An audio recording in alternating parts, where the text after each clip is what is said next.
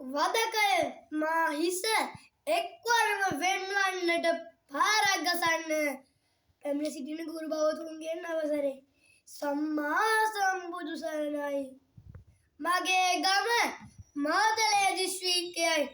මගේ මවගේ නම මොනරවිල කුමාරී හාමි. මගේ පියාගේ නම ගොළහැල නිලමේ. මමයි පවුලේ වැඩිමල්ල පුතා.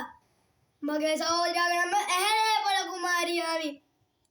මගේ පියාගේ මරණින් පසුව පිළිතල මම බාරගත්තා. මගේ බිරිඳගේ නම දෙල්වල රත්න හාමි. මට ඊට පුතු දෙදෙනෙක් සිටියා.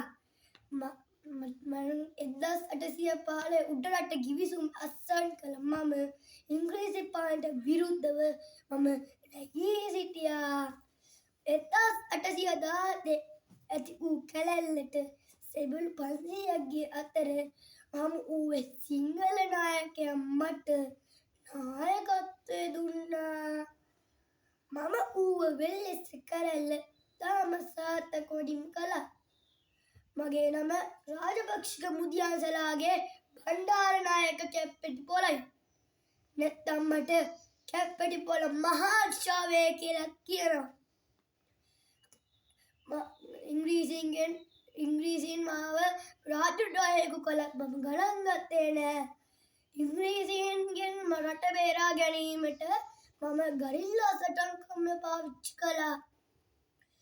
1818 අත්අඩංගුවට ගත්තා. මාගේ ඉස්ස ගසා දැමීමට ඉංග්‍රීසි ආණ්ඩුව තීරණය කළා. මම මරණින් පෙර මම බුදු ගුණ සිහි කළා. වදකයා විසින් මගේ ඉස්ස ගසා දැමුවත් මම නැගී සිටියා. ඉතිපිසෝ භගවා අරහං සම්මා සම්බුද්ධෝ විද්‍යාචරණ සම්පන්නෝ සුගතෝ ලෝකවිදු. මම වීර කැප්පෙටිපොළයි.